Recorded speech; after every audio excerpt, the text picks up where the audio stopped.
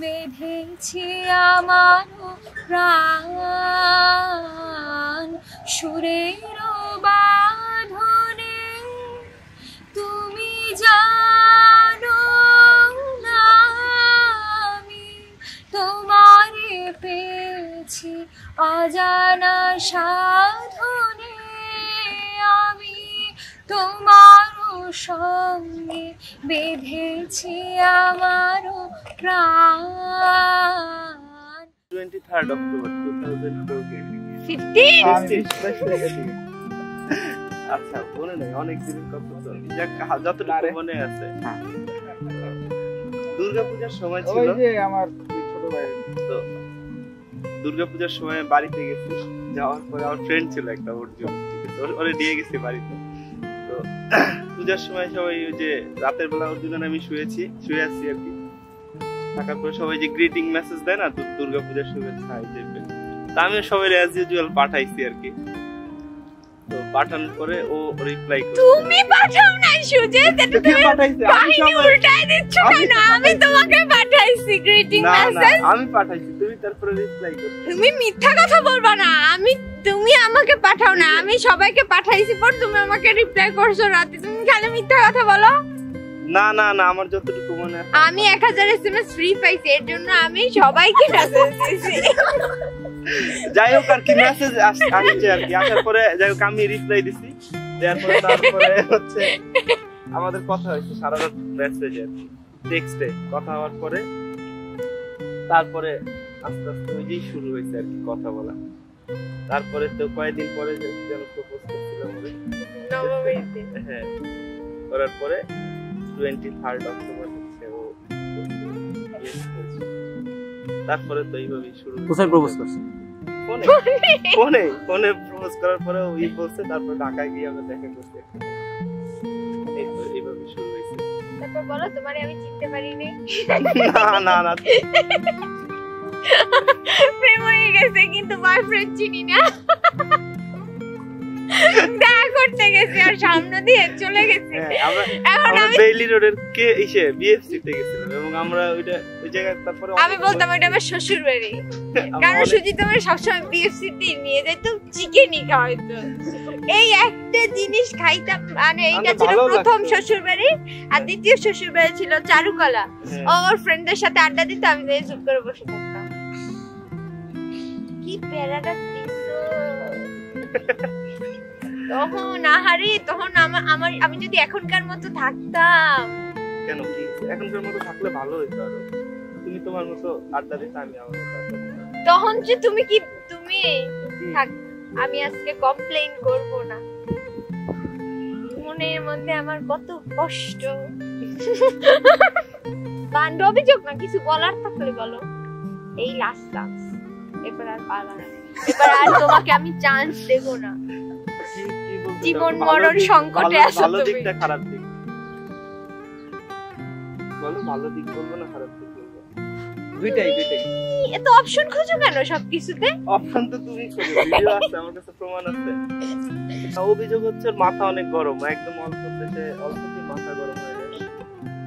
মানে কোনো ব্যাপার সে হচ্ছে সিম্পল কোনো ব্যাপার নিয়ে সে একদম তুলতালাম কাণ্ড করে আর একদম সিম্পল ব্যাপার বরিশালের মাইয়া বিয়ে করছো আর এইটুক সহ্য করবা না সহ্য করেই তো বিয়েটা করলাম বিয়ে করতাম সহ্য করবো এই মেন্টালিটি সেটআপ নিয়ে ও পিসি বানাই আনছো ইয়ে থেকে